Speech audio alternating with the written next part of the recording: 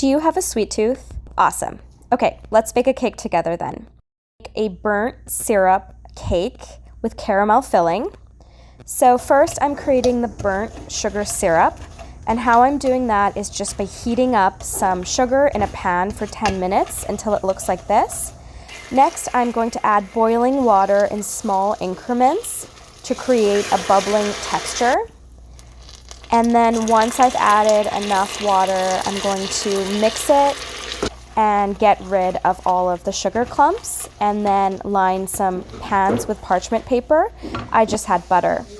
So then I'm going to grab my dry ingredients. I've got some French gray sea salt for the caramel.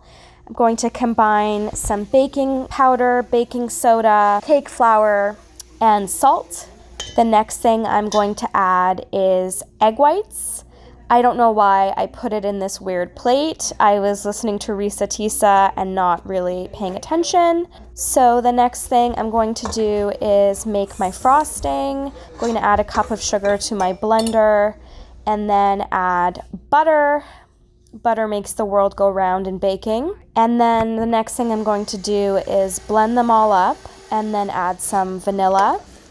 The next step was for me to add some of the burnt sugar syrup, but after it cooled completely, it just made this massive clump. So I reheated it and then I divided it into 2 sections and I just added it back into the mixer. So next we have our cake batter. I've added the egg whites, some yogurt because I didn't have sour cream.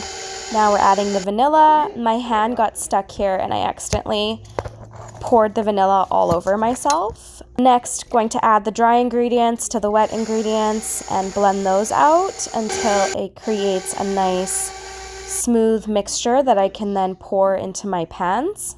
Next up, I'm making the caramel, adding a cup of sugar, butter, vanilla, and sea salt until it boils.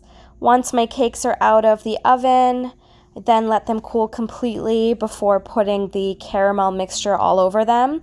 I did have some clumps, but I was in that just fuck it stage where I was like, whatever.